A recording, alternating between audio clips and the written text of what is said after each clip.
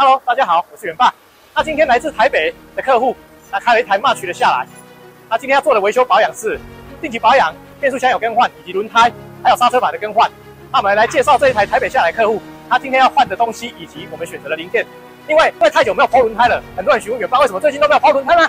所以今天特别也来抛一下轮胎，介绍一下我们今天所选择的轮胎。那大家跟着镜头走，我们来看一下这台台北下来的 March， 这边等于严重生锈。那刹车盘的部分整个都锈死了，还蛮严重的。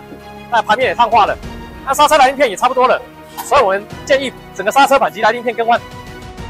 好的，我们来看这一台 March， 师傅正在修复它的刹车盘的底座，因为刹车盘整个都锈死了，所以我们建议客户更换。那这边会做一个除锈防锈处理。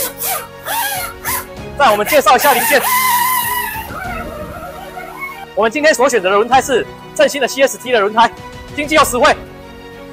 耐磨又好开，那之前我们曾经用过，那之后比一比还是他们的轮胎比较好用。另外刹车片的部分，我们选择 YR 的，刹车盘的部分我们选择 P1 的。那准备帮这台车安装，那我们特别入镜一下 CST 的轮胎，经济实惠又好开。那我们继续施工，轮胎拆装后，我们铝圈的部分先做个除锈跟除胶的动作。下面除锈除胶后，我们换上面这个部分，一样除锈除胶。之后我们更换风嘴，更换完成。另外刹车板底座除锈完成后，我们做个防锈的处理。哇，师傅戴着 N95 的口罩，连戴口罩都这么帅。之后我们更换轮胎。好的，完成。打气完成后，我们使用扭力扳手，扭力磅数锁紧。那扭力磅数是 0.4 牛顿米。那就完成了。轮胎更换完成后，我们会做平衡。那这些平衡垫要先把它去除，这是平衡垫。之后要进行除胶，特殊工序除胶的动作。那除胶完成后就可以做平衡了。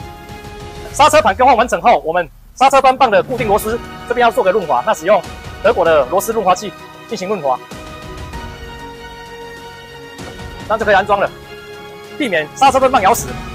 之后我们继续来装我们的轮胎。我们轮胎更换完成后，使用轮胎平衡机，那我们选择意大利原装进口轮胎平衡机，用它标准的数据，提供客户最大的保障。那 CST 的轮胎平衡也不错，只有左边20，那右边是0。那所以我们现在进行平衡。好了，平衡后我们再测试一下，看一下数据。漂亮，完工。我们看一下刹车盘的部分，师傅组装完成后，使用扭力扳手，扭力磅数锁紧。好的，感谢师傅。另外，定期保养的部分，我们选择西班牙原装进口力爆式机油，这边有多果的认证，还有变速箱油。另外，空气芯、冷气芯的部分，我们选择 PC 的空气芯、冷气芯，还有机油芯。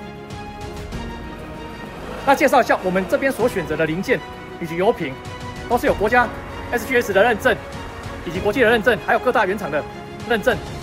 这是宏远汽车坚持的品质，也提供给大家参考。以上的叙述是我们针对这一台北部来的 March 定期保养、变速箱有更换、轮胎更换、刹车板更换以及来鳞片更换的维修步骤以及细节。那如果大家有什么不懂的地方或是想了解的地方，都欢迎底下留言告诉远爸。